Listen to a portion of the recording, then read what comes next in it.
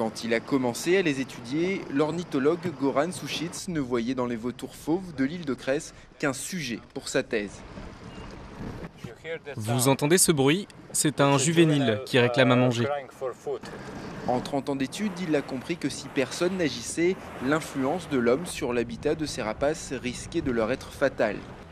Exemple, les nids à flanc de falaise. La proximité des bateaux de tourisme effraie les jeunes vautours qui quittent le nid avant de pouvoir correctement voler et tombent en mer.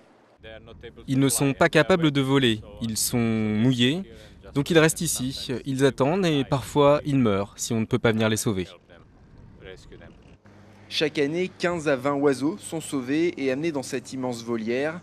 Pendant plus d'un an, ils apprennent auprès de 4 adultes résidents permanents tout ce qu'ils ont manqué en tombant du nid. On veut qu'ils exercent leurs muscles pour apprendre à voler et qu'ils apprennent à établir la domination à la hiérarchie pendant qu'ils se nourrissent sur une carcasse, ce qui est nécessaire à leur survie plus tard dans la nature. Grâce à l'action du centre, le nombre de vautours adultes est passé d'une cinquantaine à 160 en 30 ans. Mais leur survie est encore une fois menacée par l'activité humaine. Sur l'île, les chasseurs se sont attribués une réserve dans laquelle ils ont amené des sangliers et des cerfs, entre autres. Ces espèces introduites ont envahi le territoire des moutons endémiques de l'île, réduisant de 2/3 leur population et donc le nombre de carcasses disponibles pour les vautours.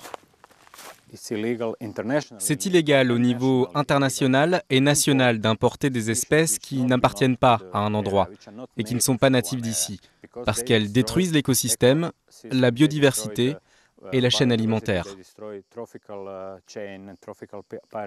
Goran se bat depuis des années pour que cette zone devienne une réserve naturelle, interdite aux chasseurs et signalant aux touristes la présence d'espèces protégées.